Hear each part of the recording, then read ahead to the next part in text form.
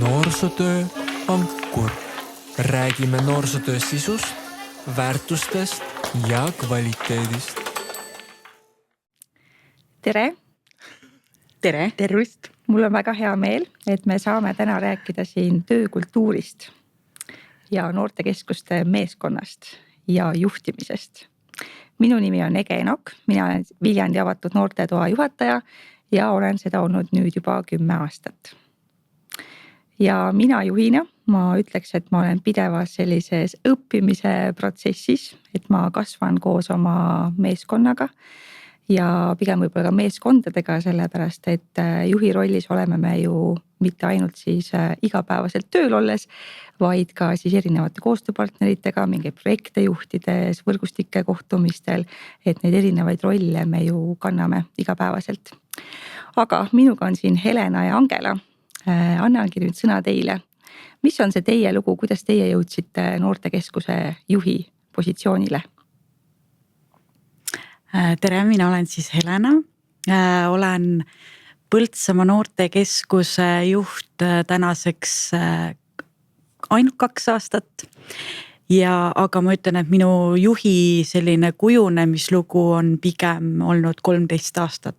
Et võib-olla 2 aastat tagasi ma võtsin selle teadliku otsuse ja vastutuse oma elus, et ma soovin olla juht või proovida seda maailma, aga et ma olin juba tegelikult nagu mingid oskused omandanud, et seda enesekindlust endas nagu saada, et ma tahan seda vastutust nagu võtta.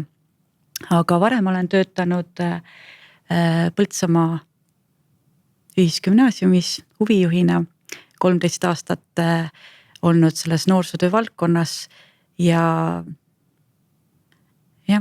tegin selle otsuse, et tahaks noortekeskusesse edasi minna, et seda valdkonda rohkem näha ja panustada sinna, kus on nagu nõrk koht minu enda jaoks.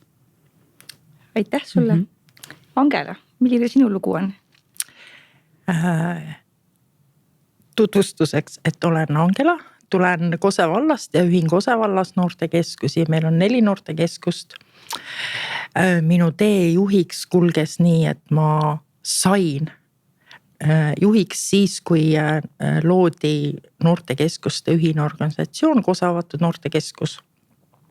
Ja ma alati ütlen, et ma sain juhiks, mitte ma ei hakanud juhiks, sest see areng ja õppimine hakkas kõik otsast peale koos meeskonnaga.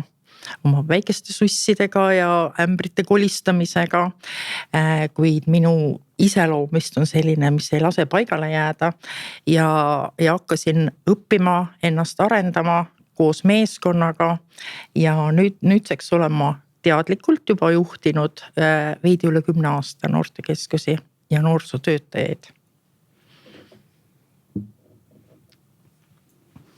Väga põnev.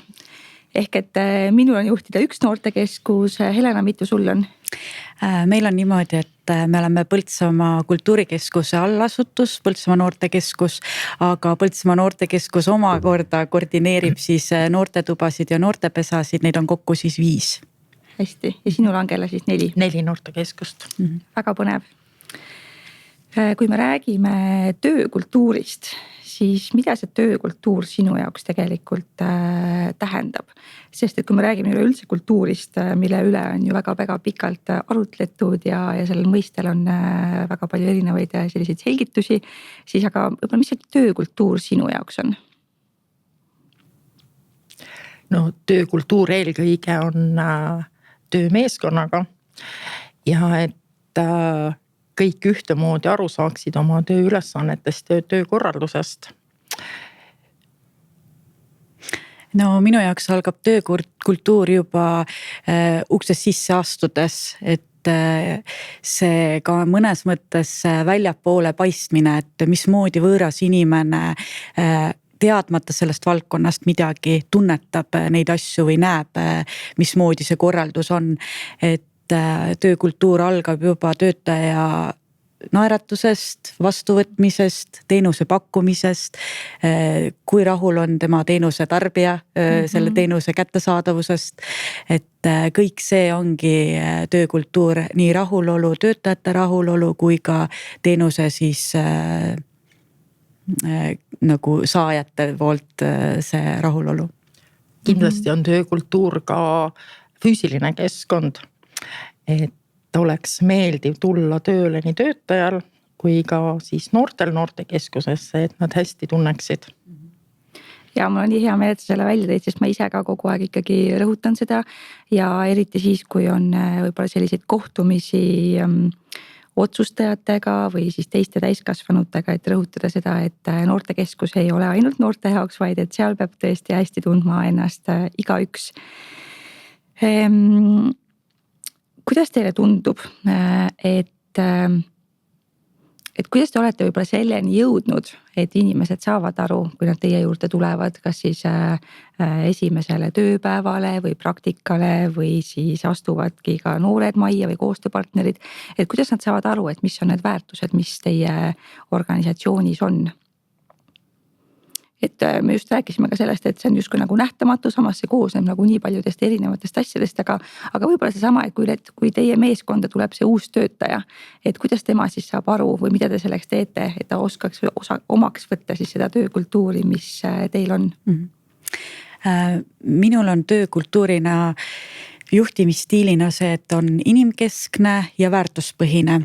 Et me oleme oma tiimis ära rääkinud, et mis on meie sellised noorsootööd väärtused, mida meie asutus kannab ja millest me lähtume. Kõik meie tegevuskavad on läbi mõtestatud läbi meie väärtuste.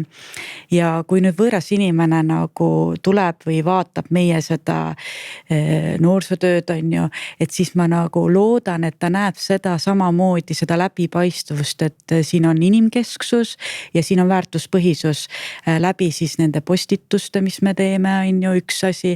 Kui ta majja astub, siis see töökultuurina nagu kuidas need noorsootöötajad omavahel suhtlevad, mõtestavad asju, kas meil on töökoosolekud, ühiseid tiimipäevi on ju. Et noh, kõik need asjad nagu iseenesest tegevustena nagu räägivadki kõigest sellest, mismoodi siis juhitakse või milline see töökultuur nagu on. No sa näed inimese emotsioone. Olgu siis uus töötaja või lapsevanem või keegi inimene tänavalt, kes sisse astub, seda emotsiooni, kui ta tuleb, vau, milline teil siin on. Ja kui tuleb vastu ka noorsootöötajate säravate silmadega, siis see juba ongi esimene nii-öelda visiitkaart noortekeskuse kohta.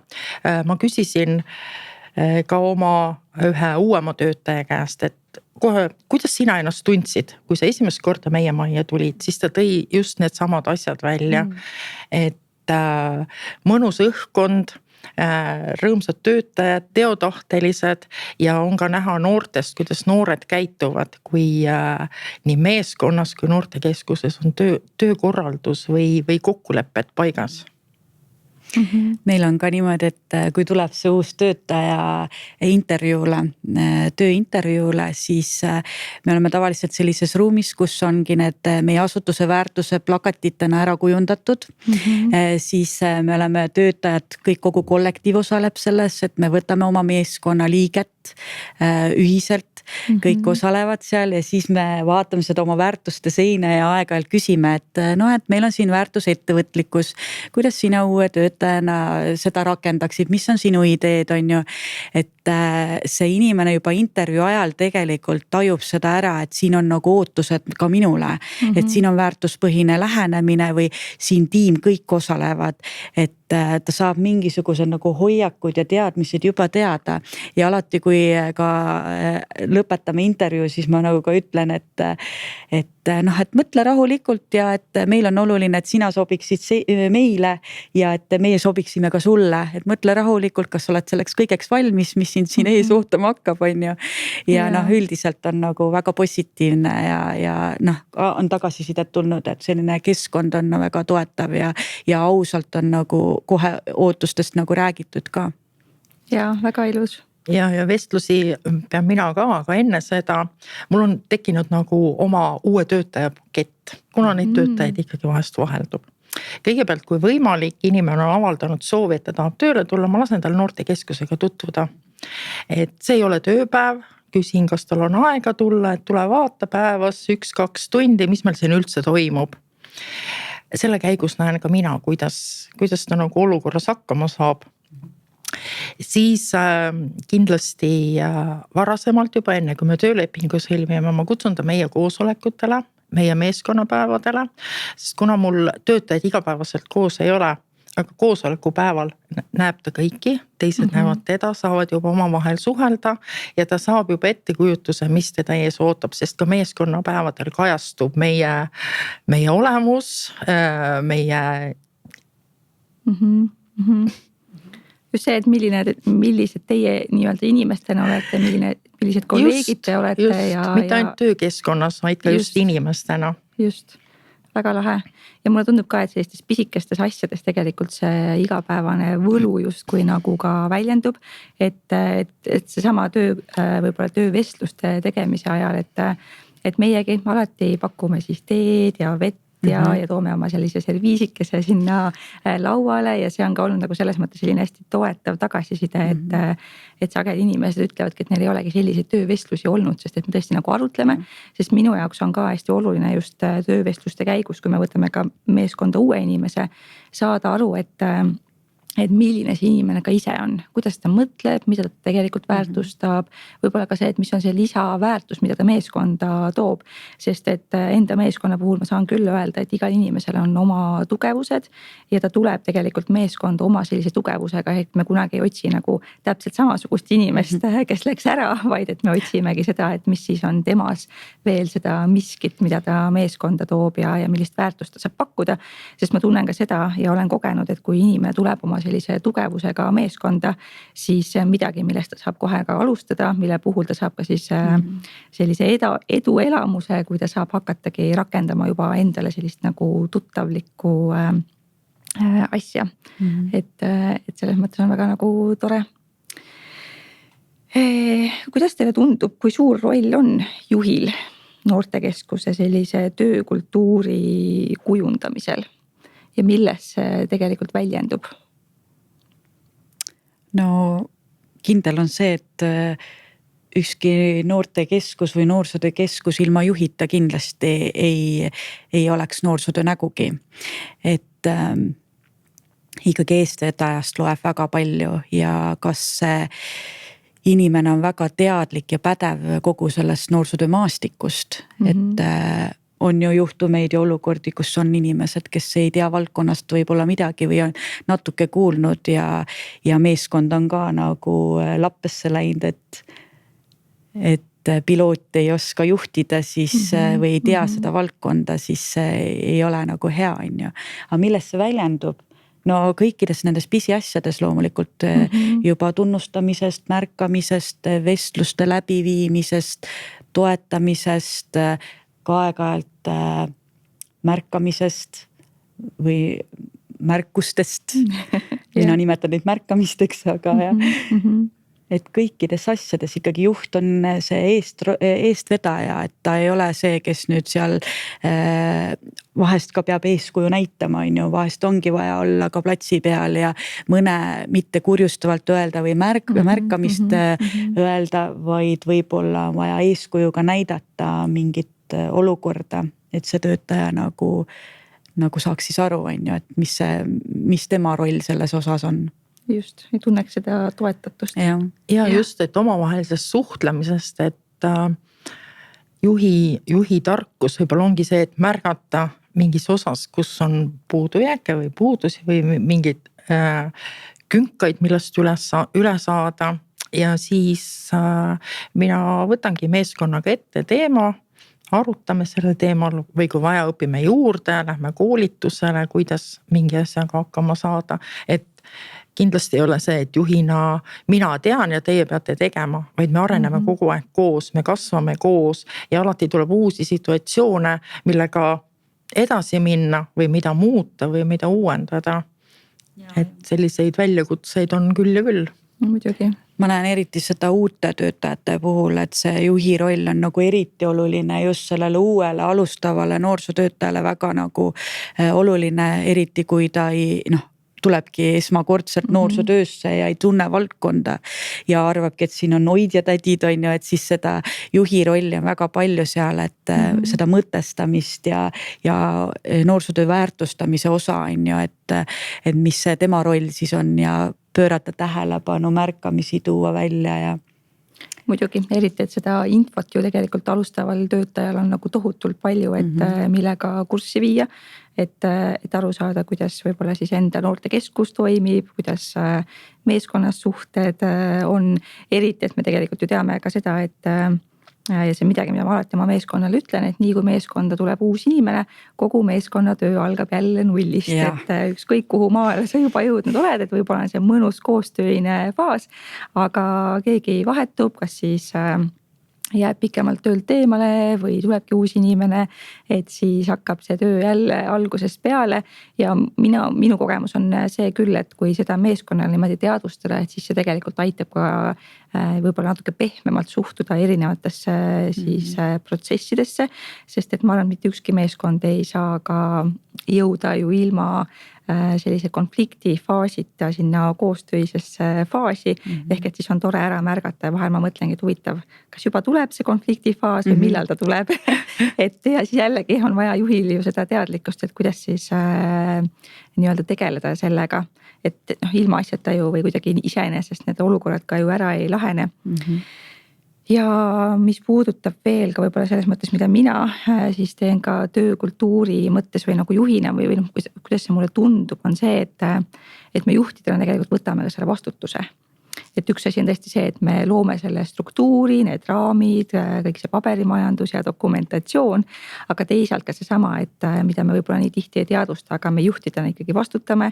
Ja kui on tunda, et meeskonnas on vaja, et keegi nüüd võtaks selle vastutuse või otsustaks midagi ära või annaks mingisugused raamid või piirid, siis see on jällegi see juhiks olemine.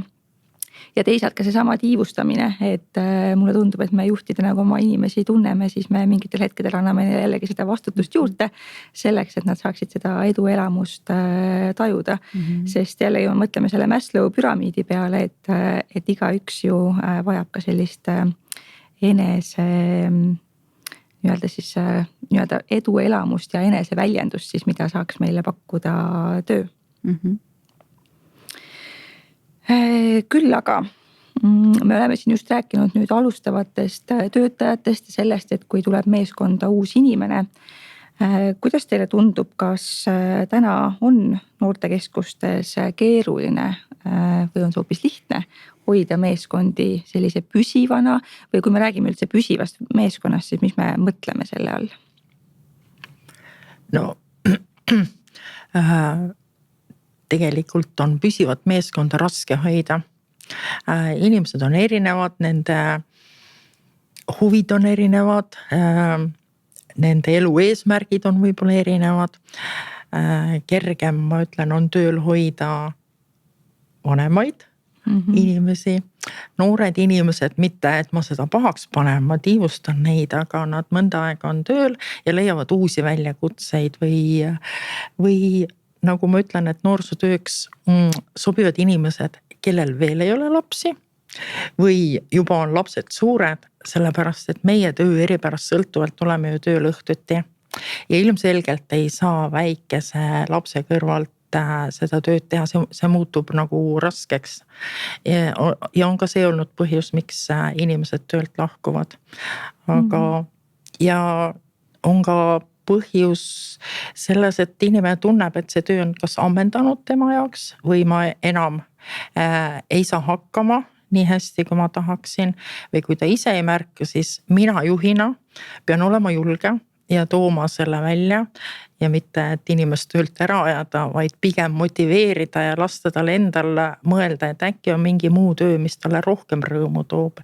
Et eeldame ju siiski, et töö on endale ka rahulolu pakkuv, aga kui see muutub juba pingeliseks ja stressirohkeks, siis on aeg muutusi teha.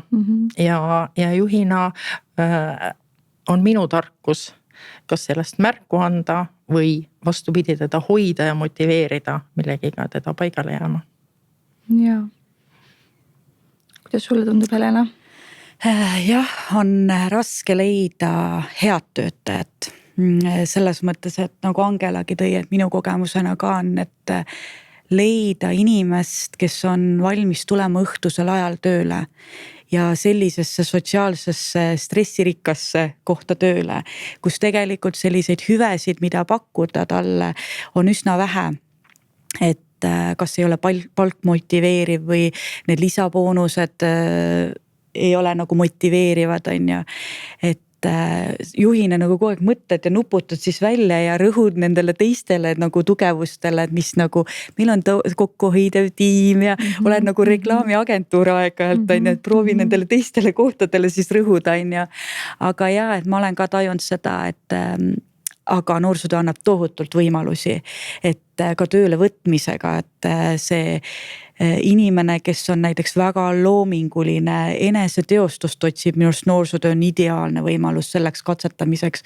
See on nii turvaline koht, kus lubada ka endal eksida näiteks, on ju, ja ka täiskasvanud inimesena nagu proovida ja katsetada noorsootöös ideaalne koht, nagu kõige turvalisem keskkond. Aga samas nagu jah, et kui on väiksed lapsed ja pere, et siis on jälle selline mõtestamise koht samas, et see võib olla mõne inimese jaoks tohutu võimalus, kus oma perekonda ja lapsi ka kasvatada kõikide erinevuste noortega, on ju, ja et tabada ära seda õiget inimest, kellel on see hea või noh, mitte hea, vaid selline mõtteviis, mis sobiks nagu sellesse keskkonda. See on nagu väga raske. Ja siis on muidugi ju ka see, et noortekeskus mitte ei ole, ma arvan, lävepakk ainult noortele, vaid ka siis nendele võib-olla ambitsioonikatele inimestele, kes saavad just läbi selle mitmekesise võimaluse, mida täna noorte valdkond ka pakub, kus meil on hästi palju ju tegelikult sellist nagu enesearengut, võimalik käia välismaal, väga palju selles mõttes ju koolitusi, igasuguseid õppevisiite, et siis mulle tundubki, et see on teistpidi jällegi seesama, et see avab ka uksi, et minna edasi, et kui on ka need ambitsioonikad töötajad, et nad lähevadki hea meelega ja tõusevad karjääriredelil ja teevadki igasuguseid ägedaid asju, et see on jällegi seesama osa, et mida mina olen kogenud, et mul on hästi hea meel selle üle ja muidugi kahju on ka, aga samas ma ikkagi elan kaasa, kui inimesed saavad ja leiavad endale neid ägedaid võimalusi, mida edasi teha.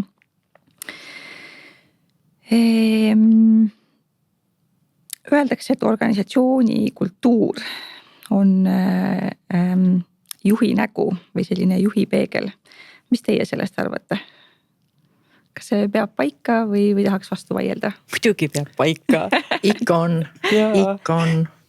Minu arust ka, et ma näiteks oma töötajate puhulgi, ma olen sellise pigem särtsakama tüüpi inimene, selline avatud inimene, et kui keegi uksest sisse tuleb, siis mul on juba käed laiali, tere tulemust ja ma näen, et mõni meie tiimist ka on ju, et kellel võib-olla on raske seda käed avali nagu kallistada või seda avatust näidata, siis see juhi nagu selline peegeldus või see eeskuju on ikkagi natuke nakkav küll.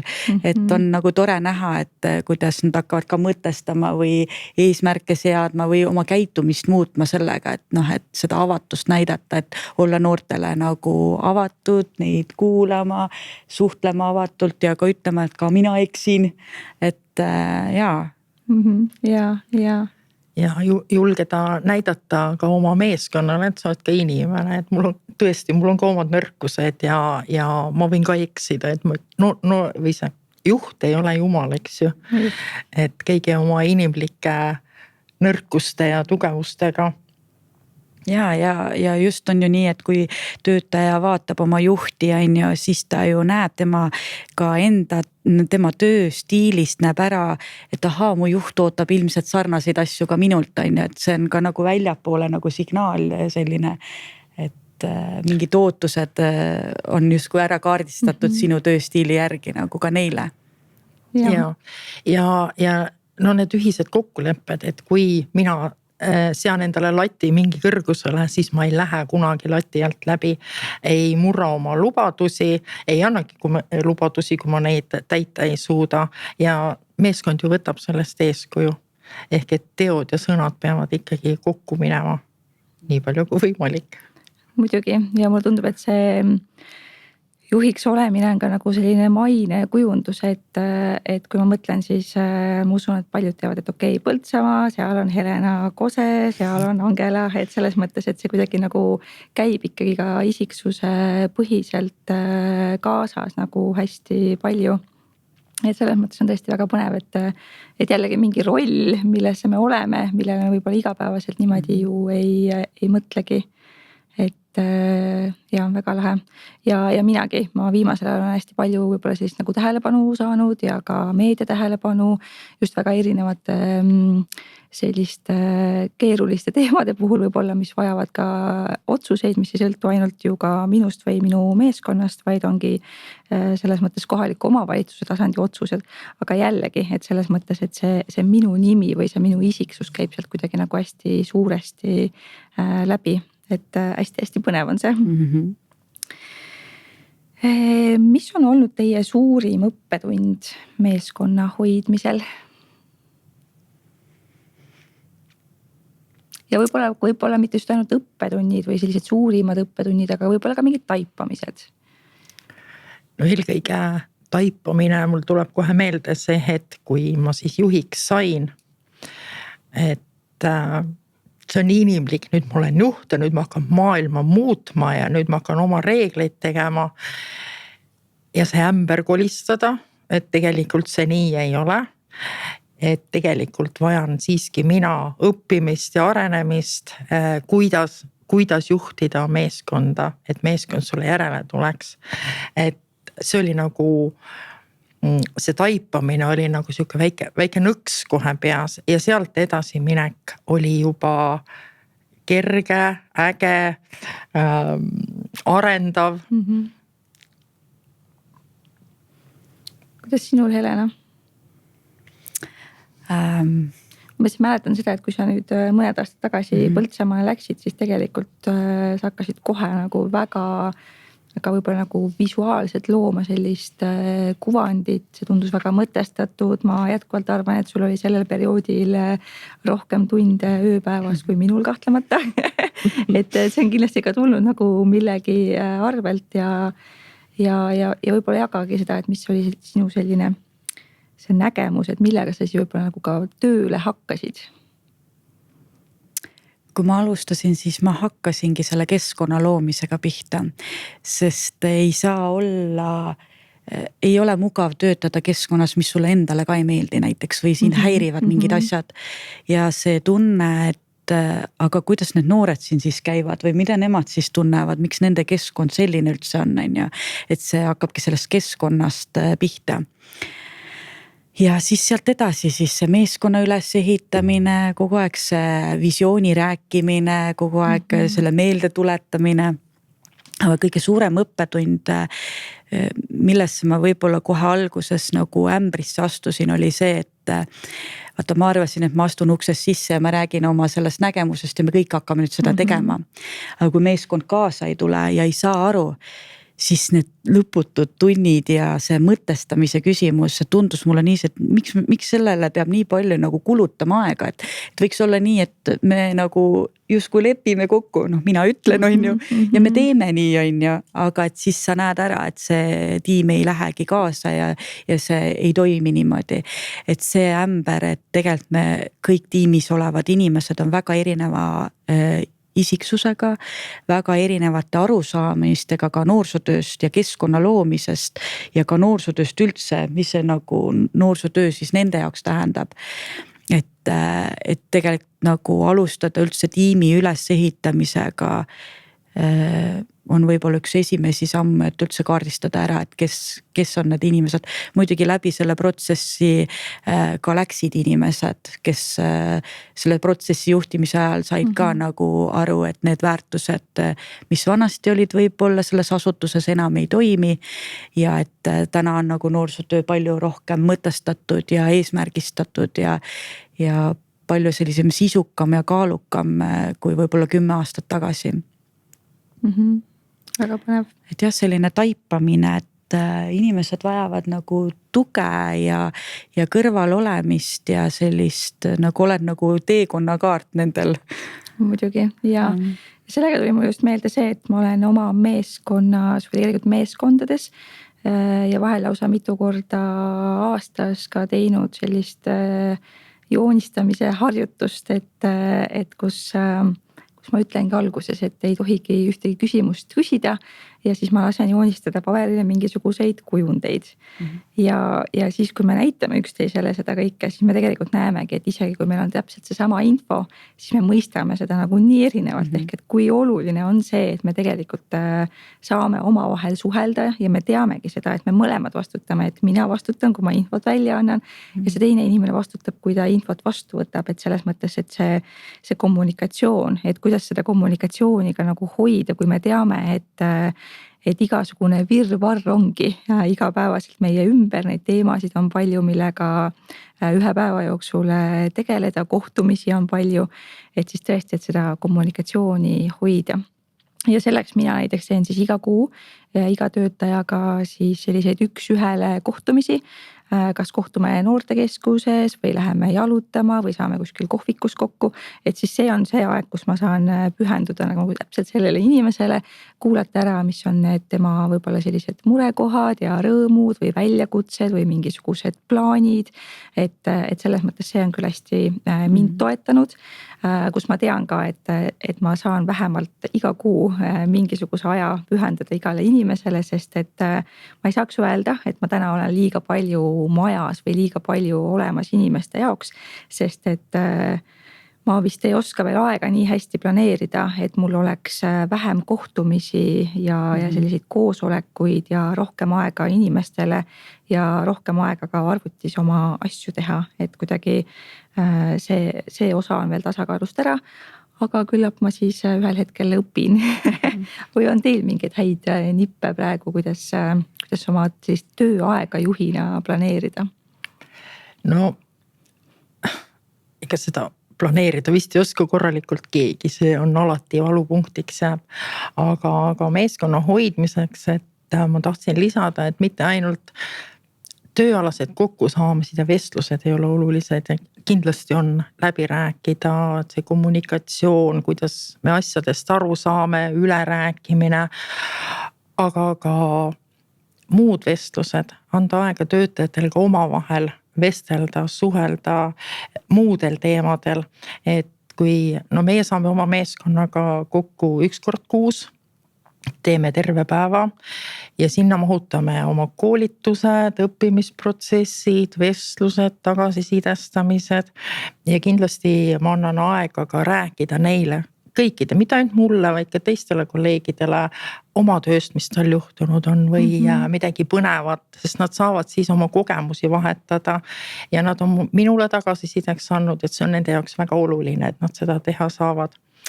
Aga olulised asjad on ka väljaspool maja meeskonnapäevad.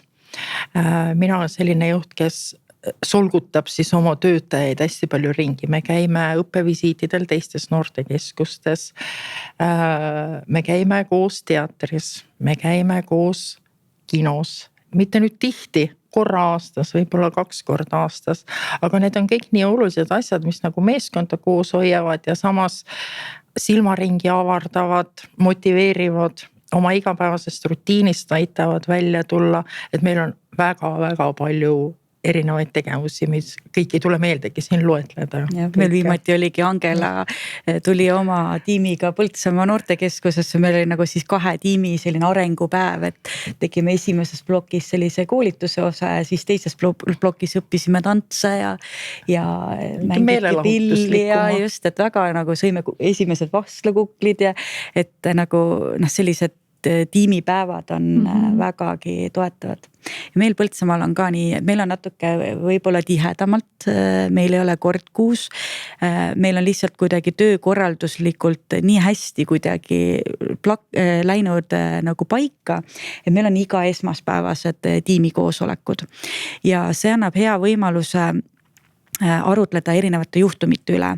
Et noorsootöötaja elu ei ole kerge, et kui tulevad suitsiidsete teemadega noored, siis seda on vaja kellegiga rääkida meeskonnast läbi, et sellised valusad teemapunktid on see esmaspäevane tiimikoosolek, kus siis me saame rääkida ja minu kui juhi ülesanne on leida viis, mismoodi seda lauale tuua, sest keegi ei hakka niisama rääkima, et mul on selline mure, vaid leida need just need nagu sulgi, need loovad lahendused siis, et kas see mingi piktogrammidega või kaartide läbi või joonistamise kaudu või mingi käe tegemine, et kirjuta 5 head positiivset asja, mis möödunud nädalast oli ja 5 murekohta on ja et siis see on see koht, kus me saame nagu rääkida ja arutleda läbi ja mis on nagu suurepärane, et ma ise ei ütle ühtegi valmis lahendust, on ju, sest vahest mõeldakse, et see juht peab olema kõige targem ja kõige nagu sellisem teadlikum, on ju, et tegelikult läbi selle arutelu need kolleegid vägagi palju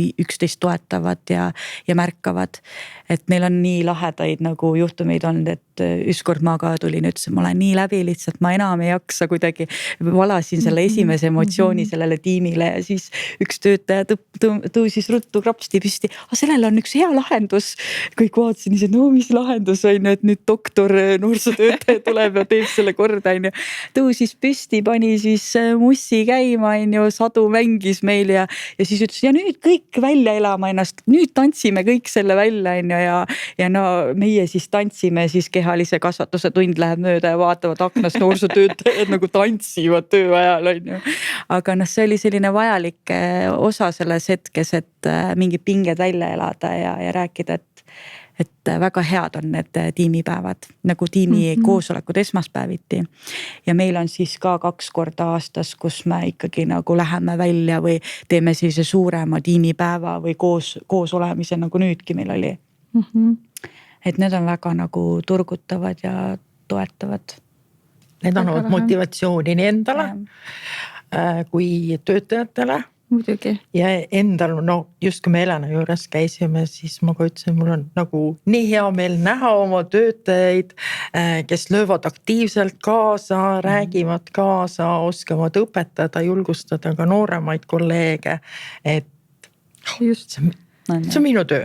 Nii tore ja just sama, et tegelikult te loote jällegi selle võimaluse ju siis suhtlemiseks, selliseks võrgustumiseks ja jällegi inspiratsiooni ammutamiseks, sest et ma mõtlengi, et kui me lihtsalt ju oleme seal oma noortekas, siis kus me seda inspiratsiooni saame, kui me vahepeal ikkagi kuskil mujal ka ju ära ei käi või kas või seda teadmist, et meil toimib see ikka nii ägedalt, et selles mõttes, et see on tore.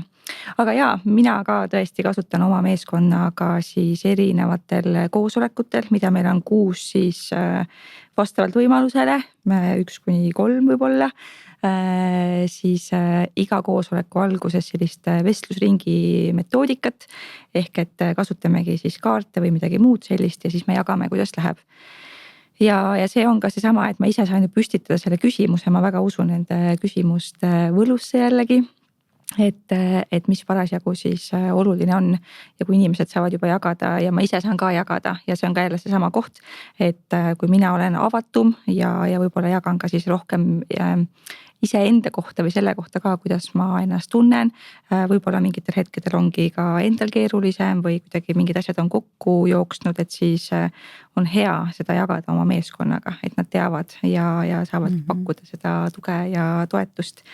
Ja üks uus asi, mida me nüüd teeme sügisest on see, et kuna meie meeskonnas on nüüd 2 välisvabatahtlikku ja vahepeal toimus veel muutust, et meil on ka mobiilne noorsootöötaja meie meeskonnas, siis otsustasime, et aga kuidas me siis saaksime üksteist natuke rohkem ka tundma õppida. Ja tegime loosi ja iga kuu üks meeskonna liige siis korraldab sellise meeskonna tegevuse meile. Nii et me oleme saanud käia siis õbeehteid tegemas, oleme käinud matkal, oleme siis vaadanud ühte Gruusia sellist dokumentaalfilmi näiteks, et ühesõnaga väga põnevaid tegevusi, et jällegi üks võimalus siis näidata ka see, et seda, mis meile ka võib-olla tööväliselt meeldib, millised me inimestena oleme, et luua sellist arutelu pinnast. Kui me räägime nüüd tagasisidest, kuidas teile tundub, kui head tagasiside andjad te olete? vot see, kui küsitakse, siis ikka annad. Aga vot see märkamise hetk, et vahest on see, et see hea õige hetk läheb mööda ja see tagasiside andmine on justkui nagu hilinenud mingis olukorras siis ja siis see tundub justkui kohatu veel meelde tuletada või tähelepanu pöörata, on ju.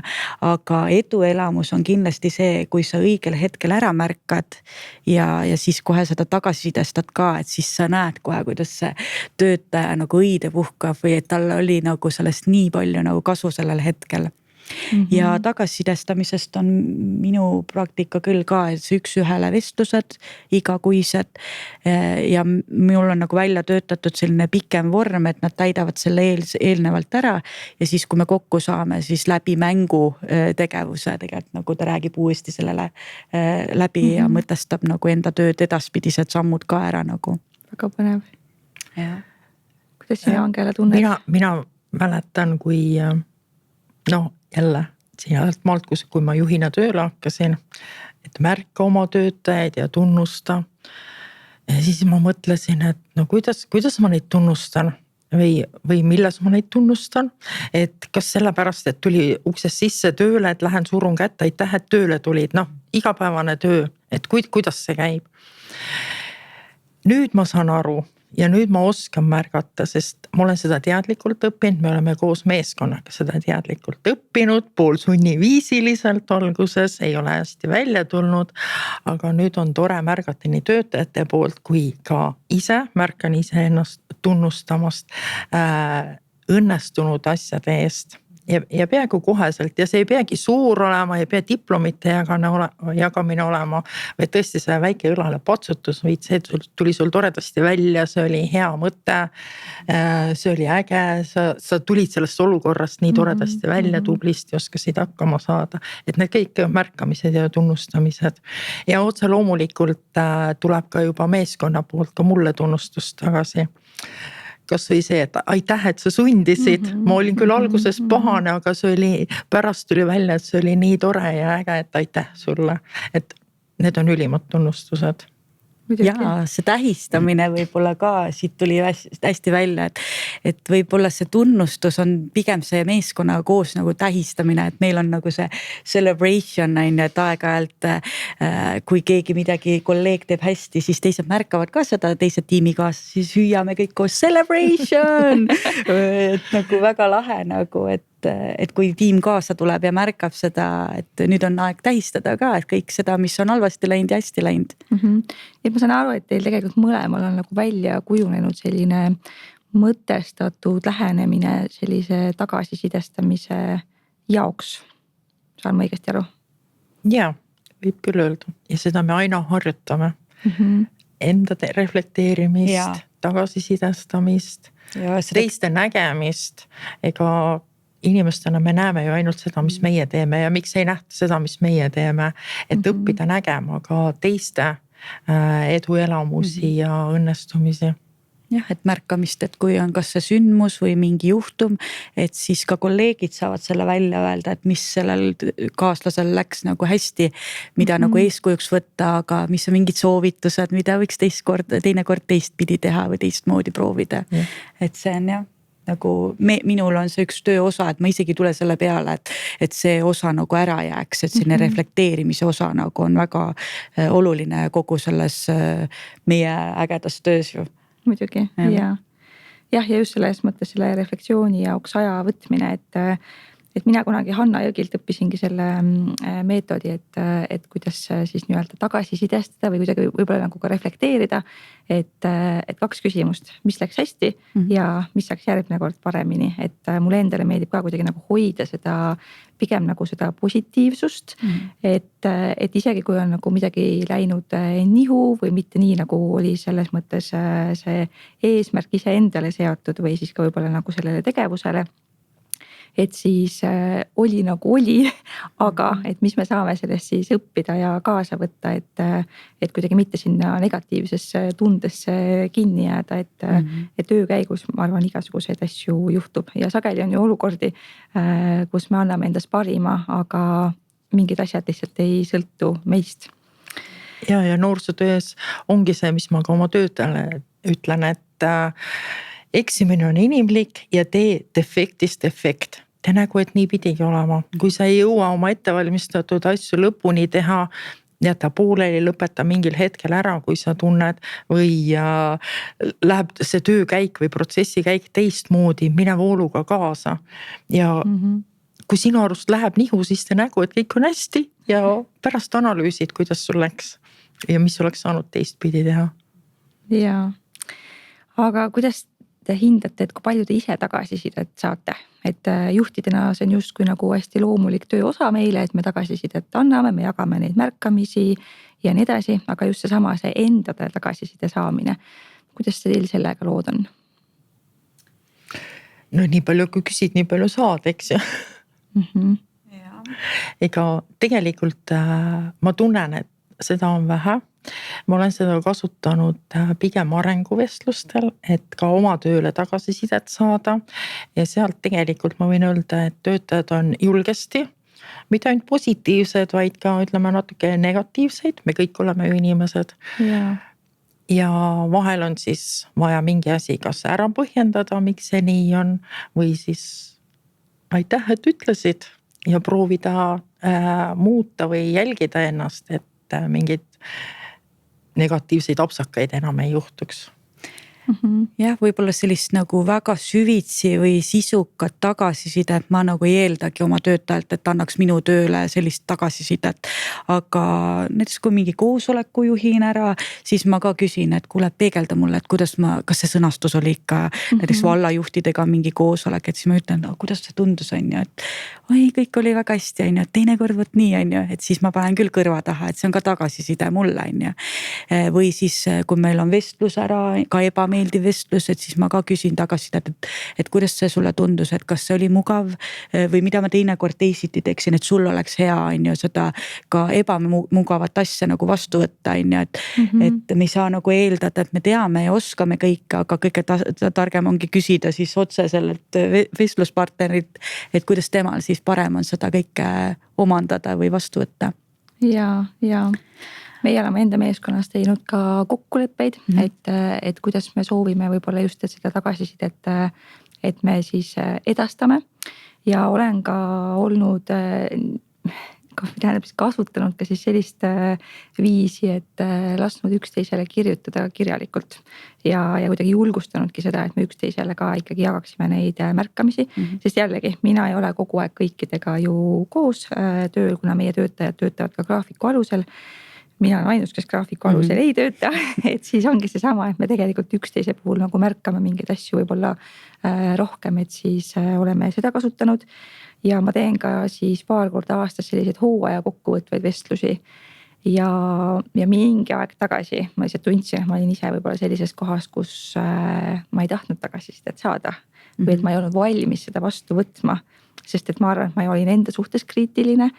Ja siis nüüd ma jällegi näen, kuidas see küsimus on tagasi tulnud ehk et jällegi endale ka nii hea nagu peegeldamise koht, et kuidas seda tagasisidet siis saada ja küsida. Mina lisaksin, et kuna me meeskonnaga oleme nii palju nagu arutanud teemasid ja kokkuleppeid teinud, siis ma ei saa öelda, et kõik, aga nii mõnigi töötaja võtab ise ühendust. Ma tahaksin rääkida või tuleb mu juurde, et kuule, selline olukord oli, nagu miks nii juhtus. Ongi põhjust jälle vestelda ja see ongi mulle tagasiside ja eneseanalüüsiks, kas see käitumine või olukord oli okei ja kas ma oskasin seda lahendada. Ja mina kasutan sama võtet, mida sinagi just mainisid, et selline, kui töötaja tuleb mul arenguvestlusele näiteks, siis ma ka küsin eelnevalt kolleegidelt sinna anonüümne, mitte anonüümne, sest meid on nii vähe, me teame ju, kes vastab on ju, aga selline küsitluse vorm ka talle, et tema saab tagasisidet anda oma kolleegile, sest tihtilugu ta ei julge ka nagu ise seda välja võib-olla öelda, mingit ebameeldivat asja, aga siis minu ülesanne on see sõnastada niimoodi, et ma olen see vahendaja justkui, kes annab siis seda informatsiooni tagasisidet kolleegilt ka sellele arenguvestlusel osalejale siis on ju. Et see on küll ja tegelikult see on väga nagu toetav ja ma olen näinud seda efekti, et see annab neile palju juurde, kui ka kolleeg on oma arvamuse nagu öelnud. Muidugi, väga vähe. on ju, äge. Aga ise tunnen ma küll sellest puudust, et vot sellisest sisukast arenguvestlusest või tagasiside vestlusest, mida sa oma töötajatele pakud, siis juhina ma ei oota seda enam, väga ootan, aga ma tean, et ma ei saa seda täna ise. Ja sellist arenguvestlust ei saa, sest kui juba arenguvestluste peale läks, siis minu arenguvestlused on ka kujunevad aastatega, arenevad aastatega, sõltuvad olukorrast. Et kui esialgu koolitusel õpitu anti ette nii-öelda küsimused ja see tabel, mille järgi sa pead arenguvestlust pidama, siis ma ei kujuta ette, et ma 10 aastat peaksin selle järgi ja samu küsimusi esitama. Et vastavalt olukorrale arenevad ka küsimused või see sama vestlusteema, kus me saame omavahel tagasisidet anda. Ja siin vahest juhtubki nii, et ma tunnen ennast nagu psühholoogina, et ma pean töötajale toeks olema ja meie vestlused lähevad juba nagu südamesse. Inimesed avanevad ja samas me avaneme nagu meeskonna liikmetega omavahel, mis jälle lähendab töösuhteid, et me tunneme üksteist paremini. Ja sealt kaudu tulevadki need tagasisidestamised ka ja mis on palju pehmem vastu võtta, kui lihtsalt, et hakkame nüüd rääkima asjadest. Ja mina ise selles mõttes olen teiega samas paadis, et mul on olnud erinevad juhid, kes on küll öelnud, et kui mul on mingisugune mure või selles mõttes, et ma vajan seda, et kellega midagi jagada, vestelda, et nad on mu jaoks olemas ja nad on olnudki. Küll aga ei ole see olnud võib-olla selline süsteemne, selline, ma ei tea, arenguvestlus siis, ütleks nii. Aga mina olen kasutanud siis erinevate coach'ide ja superviisorite tuge. Ja olen kasutanud ka Eesti Hanki sellist SOS supervisiooni, mille eest ma olen nagu niivõrd tänulik lihtsalt, et need on olnud need hetked siis, mis mind aitavad edasi. Ja olen soovitanud seda ka tegelikult oma töötajatele, kui ma ise mingitel hetkedel lihtsalt jäängi võib-olla jänni või kuidagi tajun, et on vaja võib-olla kedagi neutraalsemat inimest, kes aitab sellele küsimusele lahendust leida just siis minu töötajal, sest et ma ise ikkagi võib-olla natuke vahepeal mingite asjadega nagu liiga seotud, et siis see neutraalne inimene on lihtsalt nii suure väärtusega.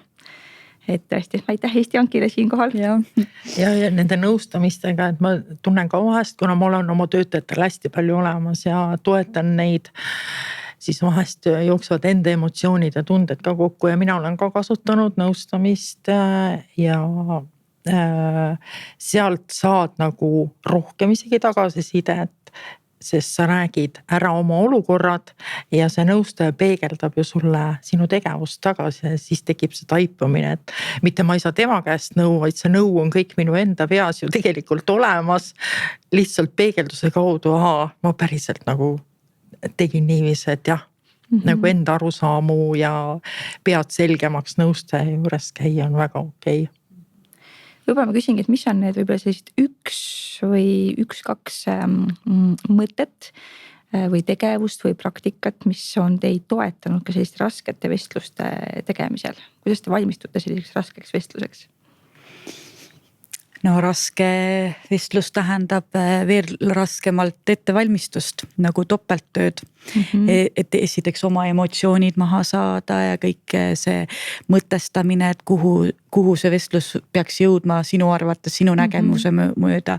Ja ideaalne raske vestlus on nii, et see taipamine tuleb vastaspoolelt. Aga nõu, ma olen ka saanud, minul nagu selliseid coach'e minu ümber väga ei ole. Superviisoreid väga vähe olen saanud, aga siis ongi, et need samad Hanki inimesed on ju, et võtad ühega nõu, võtad ühendust Egega ja ütled, et kuule, kuidas sa oled teinud, mul on esimene kord on ju. Nii saad temalt nõu, siis räägid teisega on ju, kuidas sul on olnud on ju. Ja tegelikult lõppkokkuvõttes sa paned sellest infost selle endale sobiliku, kuidas sinu inimtüübile sobib see ja kuidas, kes see vastas sul ka on ju. Ja ühesõnaga need inimesed, valdkonna inimesed on kõige pädevamad, et ma ei lähe küsima nõu inimeselt, kes pole selles valdkonnas üldse tegev inimenegi, aga võib-olla on ka raskeid vestlusi läbi viinud on ju. Aga minu jaoks on oluline just, et see valdkonna inimene oleks see inimene, kes mulle seda nõu ka annab nagu, et selline usaldusväärsus. Et nii hea, et meil on ikkagi oma selline kogukond selles mõttes. Täpselt. Ja supervisioonid ja Eesti Ank on ju ka korraldanud kovisioonikoolitus supervisioone juhtidele, mis on hästi palju aidanud ja muidugi see raske vestlus, väga suur ettevalmistus ja enda maandamine kõigepealt, et ei sõidaks emotsioonidega sisse. Mina pean hästi palju ennast kontrollima selles osas, et suppi ei söödu kuumalt ja kõik, kui need kõik teadmised kokku panna ja ka enda jaoks kirja panna märksõnad, et sa nagu rajalt ära ei lähe, siis ka rasked vestlused võivad lõppeda hästi. Muidugi, jaa. Väga tore, jaa. Ja mina ka hästi palju just töötangi siis iseendaga sellistel hetkedel, et proovin kuidagi selle hetke enda jaoks võtta ja selline positiivne ja toetav sisekõne ja tõesti see mõtestatus, et mida ja miks ma siis teen. Ja jällegi ka see juhi rolli meelde tuletamine, et töökohal on ka just seesama, et kui me räägime inimestest, siis tegelikult me ju tuleme tööle täitma mingit eesmärki, et siis selles mõttes ongi see aususe koht mõlemal juhul. Ka iseendal siis selles juhi rollis olles. Aga mis aitab meeskonnal säilitada energiat ja sellist kuuluvustunnet, et see ongi minu meeskond ja siia meeskonda mina tahangi kuuluda ja tahangi teha seda tähenduslikku tööd. Olete te selle peale ka mõelnud? Ja ma pean jooma. Kuuluvustunnet meeskonnas natukene on raske siis, kui sul on kõik meeskonna liikmed erinevates majades mööda valda laiali. Aga selle jaoks mina olen küll leidnud lahendusi. Need samad meeskonnapäevad, mida me ühiselt ette võtame, aga ka mida me noortele korraldame siis ülevallalisi nii-öelda tegevusi või noortekeskuste vahelisi tegevusi, kus siis me koos organiseerime, mõtleme välja, iga meeskonna liige võtab ise endale ülesande. Mitte mina ei pea jagama, et sina teed seda, vaid nad võtavad ise ja kokku saab üks äge asi, olgu ta laager või mõni elamusmängude päev, mida me korraldame. Et need kõik tekitavad sükest ühtekuuluvustunnet, et me ajame ühte asja. Ja siis meil on ka toredad väljakutsed, et siin sügiseti ja kevadeti me teeme noortekeskuste vahel liikumisväljakutseid. Ja mitte, igaüks teeb küll oma ette, aga tegevused on nagu sarnased, ehk siis väike võistlusmoment tekib. Ja selle kaudu ütlevad ka töötajad ise, et nad tunnevad, et me teeme ühte asja, kuigi erinevates kohtades, aga me oleme meeskond ja me teeme ühte asja, oleme ühe eesmärgi nimel väljas. Et sellised tegevused aitavad kuuluvustunde suurendamisele. Aitäh. Ja mul on sama mõte, et selline pidev meenutus, miks me seda tööd teeme, et mille pärast, kelle jaoks me seda tööd teeme, me ei tee seda enda jaoks tegelikult, endal peab ka lõbus olema, aga me teeme seda noorte jaoks, ja et kui on natukenegi noorte meelsust ja noortekeelsust ja noorte poolset lähenemist ka veel, siis me juba teeme nagu seda tööd väga hästi, et jah. Et võib-olla see meenutus ja siis sellised väiksed hetked annavad ka selle edutunnetuse, et need edulood et mõni noor on saanud väga head abi noorsootööteenusest või on leidnud ennast või on saanud rakendada oma ideed ägedate projektide või tegevuste kaudu, ürituste mentordamise kaudu, mida iganes, et need on need edulood, mis nagu jälle tuletavad meelde, et miks on seda tööd äge teha. Muidugi. Kuidas te sellega toime tulete, et hoida seda võib-olla siis nagu missioonitunnet, mis meil on noorsootöös, eriti just nendel hetkedel, kus me teame, et ressursid on piiratud, eks ju, ja ootused samas justkui on nagu kõrged ja ma arvan, kõrged on need ootused, mida me ise ka ju seame, sest et me teame, kui palju on võimalik noorte valdkonnas areneda, kui palju võimalusi on tegelikult loodud ja kui palju ägedaid asju ka teised teevad, et ka ise seda kõike teha, et kuidas te selles mõttes seda tasakaalu siis hoiate seal? jah, millegipärast on nii, et kui teed midagi väga hästi, siis see paistab silma ja siis tekib selline ühiskonna nagu ootus, kogukonna pooltki, et tehke veel, on ju, teil tuleb nii hästi välja, et tehke seda ka, on ju, või võtke see üritus, et siis mina nagu tunnetuse pealt väga palju ja nagu ka selles mõttes nagu mingi kirjavahetuste järgi saad aru, et seda on liiga palju tekkinud, et meil ei ole seda inimressurssi, kes kõiki neid ootusi täidab, on ju. Ja lõppkokkuvõttes jälle see meeldetuletus, et aga milleks me seda tööd teeme, me oleme noorsootöö teenuse osutajad, mitte mingid ürituse põhikorraldajad näiteks, on ju, et vahest läheb see noorsootöö ja mingi piir läheb lappesse, et inimesed nagu panevad mingeid valesid ootusi peale ja siis nagu on, nagu tuletangi meelde, et ei, see ei ole meie ülesanne ei ole kogukonna, kogukond on väga oluline ja seda on vaja kokku hoida, aga meie fookus on noored, et me ei tule siin vanade inimestega mingeid suuri projekte tegema, on ju, me teeme seda ühekordsega koos noortega ära, on ju, aga me ei lahenda seda probleemi, näiteks ühiskonna probleemi ära. Et mulle nagu aeg-ajalt tundub, et väikses piirkonnas eriti kõik sellised lahendatavad asjad pannakse mingisugusele asutusele, kes tuleb väga hästi toime oma tegemistega. Ja need ootused just, et kui on sõna noortekeskus, järelikult kõik noortega seonduv on teie tänaval huligaanitsemised, mitte noorsoopolitsei, vaid noortekeskus tuleb appi. Kõik muud tegevused, kõik, mis koolist välja jäävad, on millegipärast nagu eeldatakse noortekeskus ja eriti kui tulevad teiste asutuste juhid, kes oma valdkonnas on nad väga tublid, tulevad ettekirjutusi tegema, mida kõike noortekeskus võiks teha, näed seda ja siis noorsootöötaja võiks veel seda teha. Vot siin on nüüd minu koht juhina astuda vahele, mina panen piirid, mina ei lase oma töötajatele liiga teha. Kui teie aastate, et hommikupoolikul on teil abi vaja, siis palun tulge meile õhtupoole ka appi. Kui teie õhtupoole appi ei saa tulla, siis minu töötaja ei saa 12 tundi järjest tööl olla, 8-tunnine tööpäev on. Siis ma ei saa ka lubada, et minu töötaja hommikul kuhugi noortekeskusest välja läheb, seda enam, et meie inimressurss on väga piiratud. Et sellistel teemadel mina juhina kaitsen ja hoian oma töötajaid ja seisan nende eest ja ka oma töö eest väga tugevalt. Ja muidugi, et meil on jällegi samamoodi, et mingitel hetkedel tulebki öelda ei, sest et me ei saa ka igal kogukonna sündmusel tõepoolest osaleda, sest et lihtsalt siis kaob ära juba selles mõttes avatud noorsootöö põhimõte, et kui selle tõttu näiteks noortekeskus on, ma ei tea, suletud, sest et me oleme kogu aeg kusagil majast väljas. Ja näiteks ka see, et meie oma tööpäeva alustame kell 12, mitte kõik siis vähemalt need, kes siis on nii-öelda avatud alal siis vastutava töötajana tööl, mis tähendabki seda, et oma koostööpartneritega kohtumised või koosolekud me teeme ikkagi keskpäeval.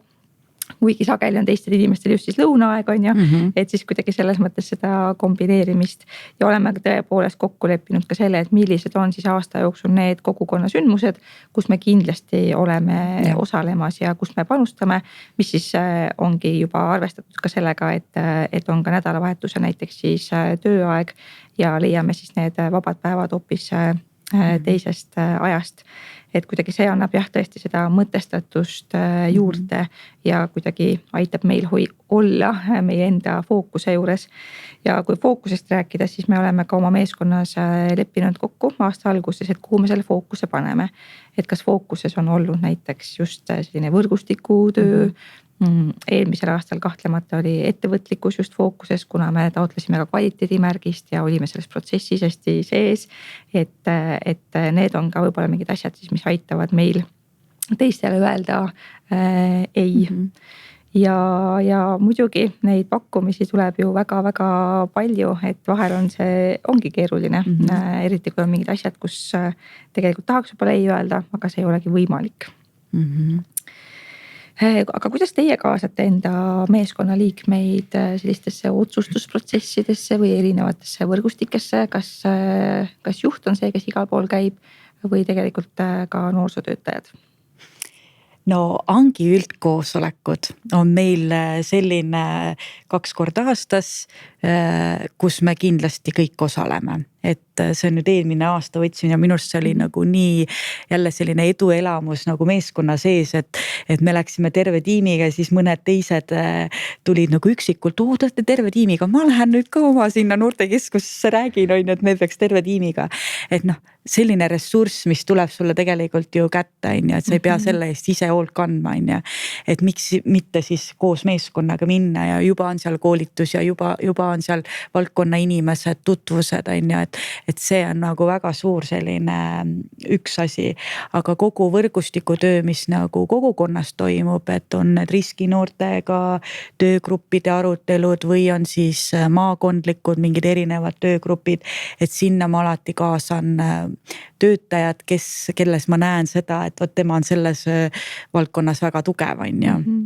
Et kõiki võib-olla mitte, sest keegi peab ka olema avatud alal, on ju, mõnel koosoleku ajal on ju täpselt sellel ajal, et siis ma kaasan ikka jah seda, kes on selles valdkonnas või selles teemas nagu kirglik eeskõneleja ka. Ja sama nagu Helenaga, mingi hetke Eesti Angi üldkoosolekul avanes võimalus, et võite kedagi kaasa võtta. Varasemalt seda nagu ei olnud või ei tulnud selle peale, ma ei teagi.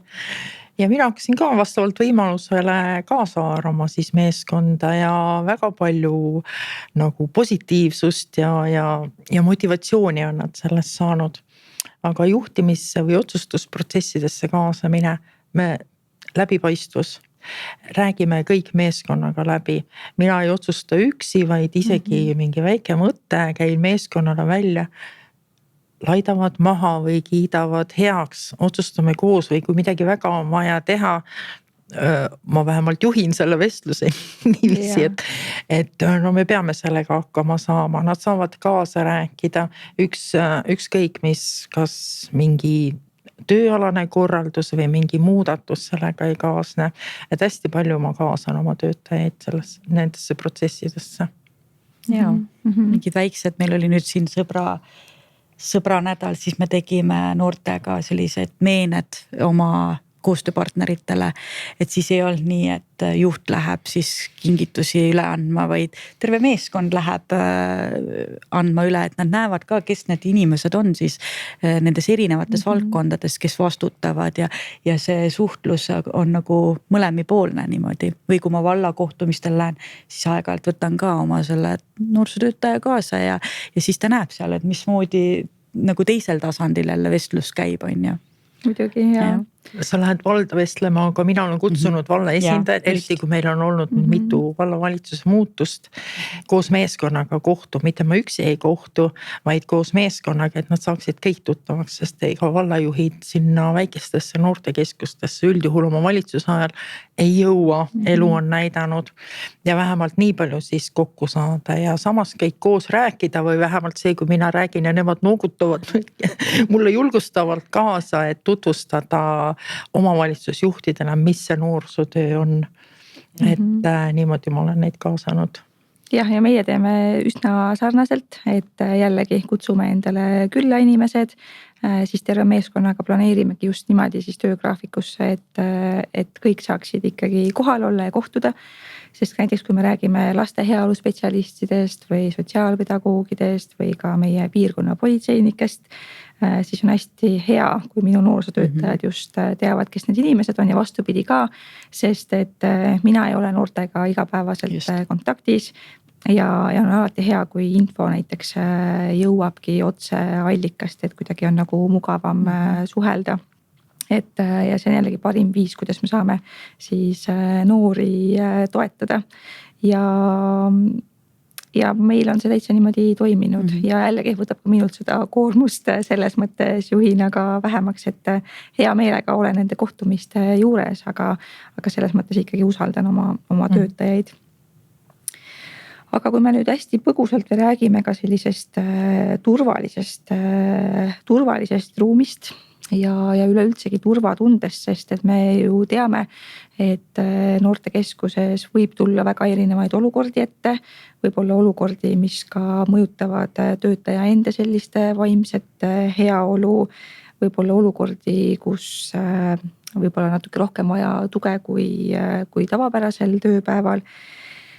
Et kuidas teie siis juhina olete sellist turvalist ruumi või sellist turvalist keskkonda loonud?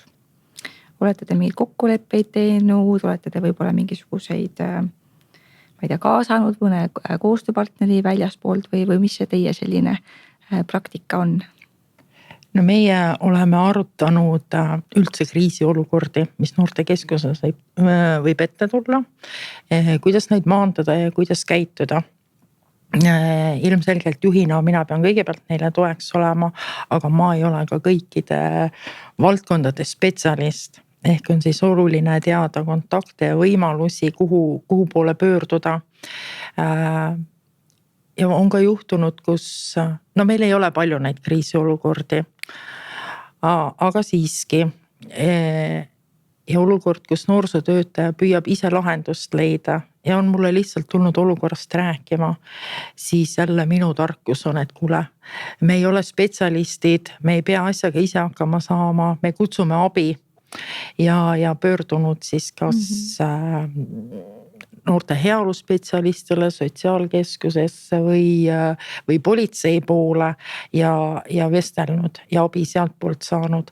Et põhiline on märku anda, et noorsootöötaja ei pea nende olukordadega ise hakkama saama, vaid ta peab teadma kohti, kuhu pöörduda. Et võib-olla alati ei olegi minu kaudu, on tal võimalik ise otse pöörduda. Ja mitte ainult noortega kriisiolukordades, ka noorsootöötajad põleb läbi, kus mina nagu aidata ei saa, mis võib-olla ei puutugi ainult töösse. Jällegi mina soovitan või pakun välja nõustamist või supervisiooni või kas või mõnda koolitust, kus ta saab oma hingele rahu ja natukene lõõgastuda. Et lihtsalt selline abi ja tugi olemas, et töötaja peab teadma, kuhu tal on võimalik pöörduda. Aitäh, kuidas teil Põltsamaal on?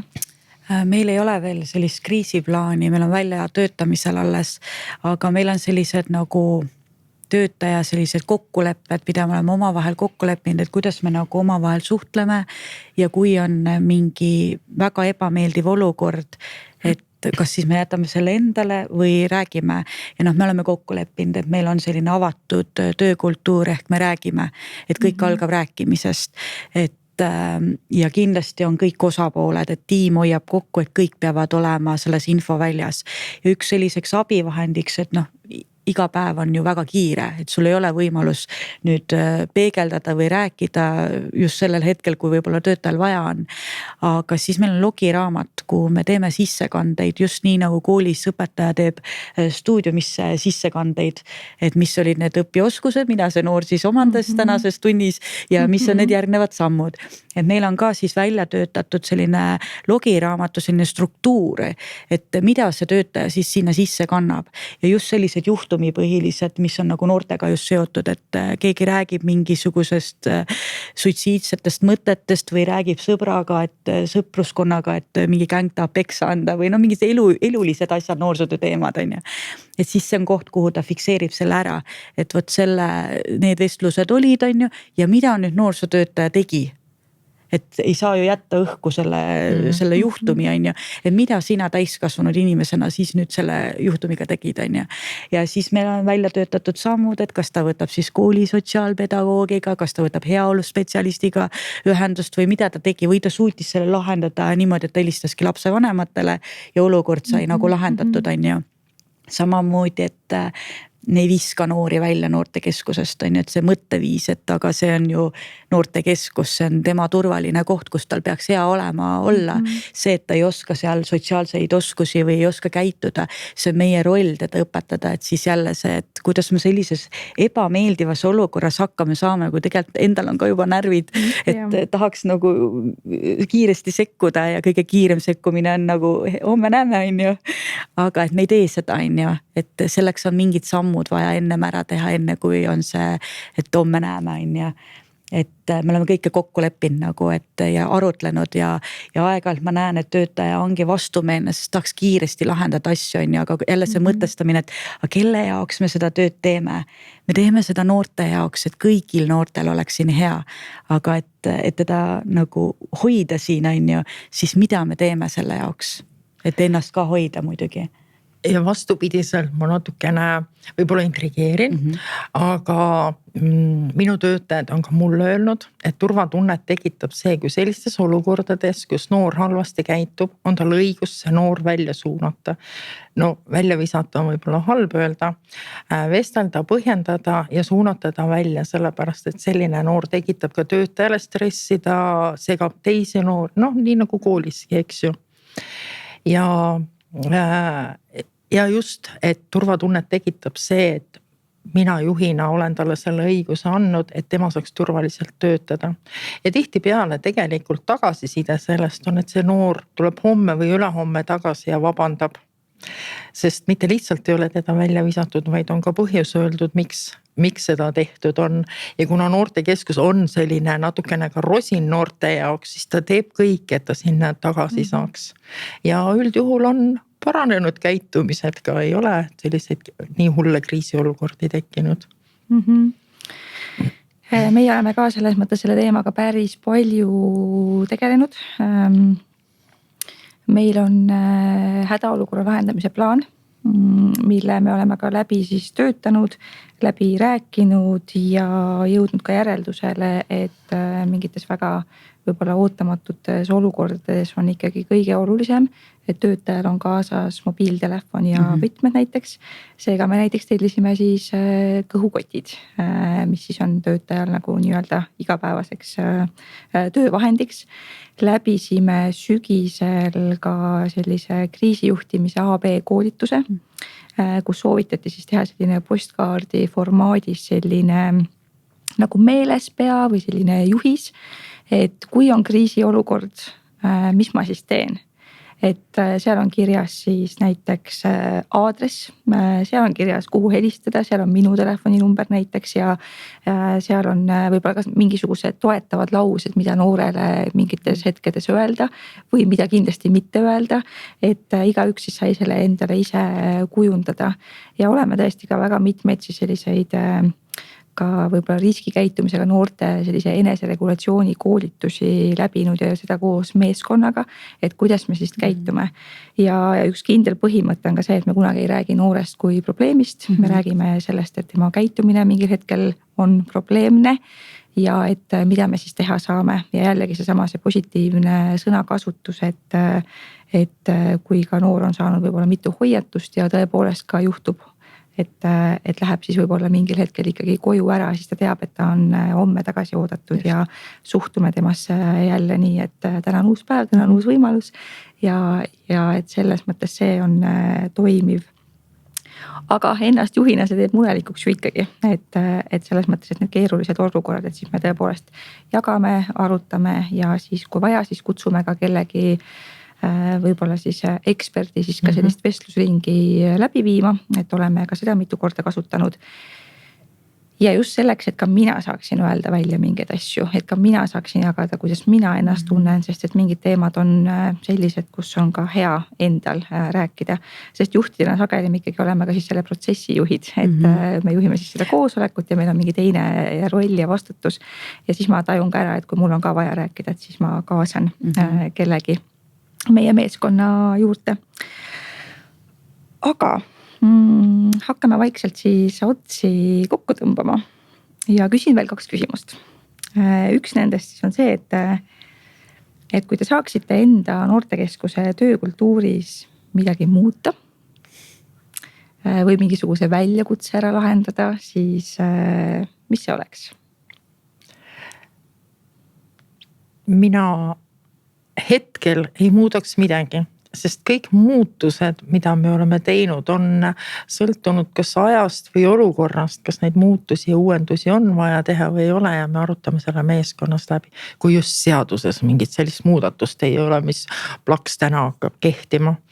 Et kõik arutame läbi või on mingi probleem, töötajad ise käivad välja, et hetkel ma ei näe vajadust midagi kardinaalselt muuta. Aitäh. Kuidas sinuga, Helena? Kui ma saaksin, siis ma muudaksin väga palju asju. Juba sellest tööajas, töömahus, kõik see, mis puudutab seda töötajat. Aga võib-olla just see, et ma olen jõudnud sinna etappi, et seda vähem seda mitte noorsootööd nii väga puudutavaid asju vähemaks. Ehk oleks aega nagu reflekteerida rohkem, et mõtestada veel rohkem, kuigi me juba teeme seda kõike, aga seda on ikka nagu vähe, et jälle see miks küsimus on ju, miks me seda teeme. Kas me teeme seda ikkagi selle eesmärgi peal või kellele me seda teeme, on ju. Kas see on kogukonnale näitamiseks või kellegile näitamiseks või me teeme nagu päris sisulist tööd, on ju. Ja see reflekteerimise koht ka, et igat tegevust või suhtlust noorega see noorsootöötaja saaks nagu reflekteerida, välja öelda, et kuidas tal siis päriselt läks sellega, on ju.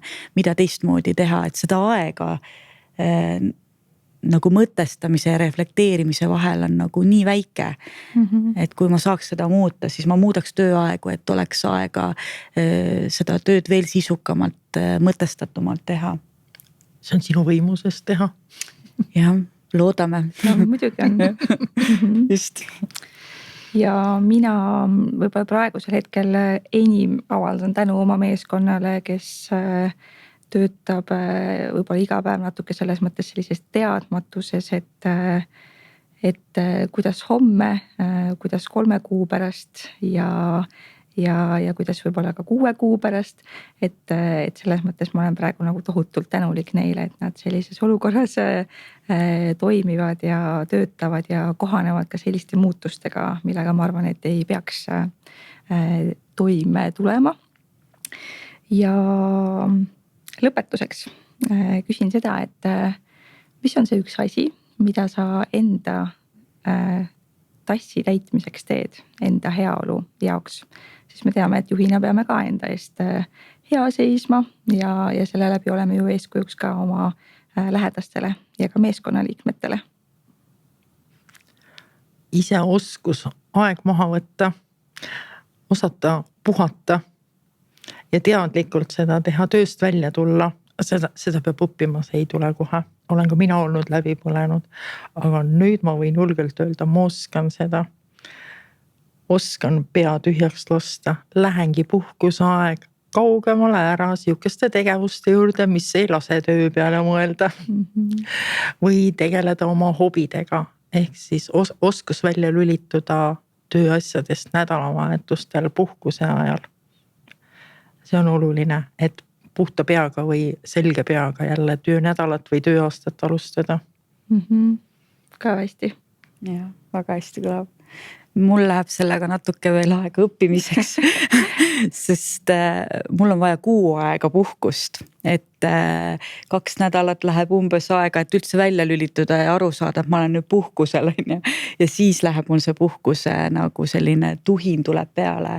Aga jah, aja maha võtmine, et see puhkuse moment on nagu oluline. Ja mul on ülioluline see tänulikkuse tunne, et isegi kui on raske, siis ma olen igati tänulik kõikide kogemuste, olukordade ees, mis mu ellu on nagu tulnud, et see on mind tohutult kasvatanud ja õpetanud midagi väärtuslikku siin elus, et see tänulikkuse tunne on see, mis mind hästi palju toetab. Ja mind ennast toetab sõltub olukorrast jällegi on ju, aga üsna tihti on ikkagi need samad baasvajadused. Praegu ma rakendan nüüd seda, et ma lähen õhtuti varem magama, sest mulle tegelikult meeldib ärgata hommikul puhanuna, et see annab hoopis teise kuidagi selles mõttes sellise energia algavaks päevaks ja proovin siis ka liikuda ja olla õues ja looduses, et ma tean, et see tohutult nagu maandab mind, et siis kui ma saan juba aru, et hakkan kuidagi selliseks ärevamaks muutuma või midagi sellist, siis on aeg minna loodusesse. No vot, aga ma olen hästi tänulik teile. Oli väga põnev vestlus, oli hea iseenda peale mõelda juhina ja kuulata teid ja kuidagi tulla selles mõttes, et jaa, minul on ju ka nii või olen samamoodi kogenud ja ma loodan, et kõik, kes meid siis täna siin kuulavad või satuvad meid siis kuulama, et siis ka nemad leidsid siit selliseid pisikesi nippe, taipamisi ja võtavad siis aega iseenda jaoks. aitäh!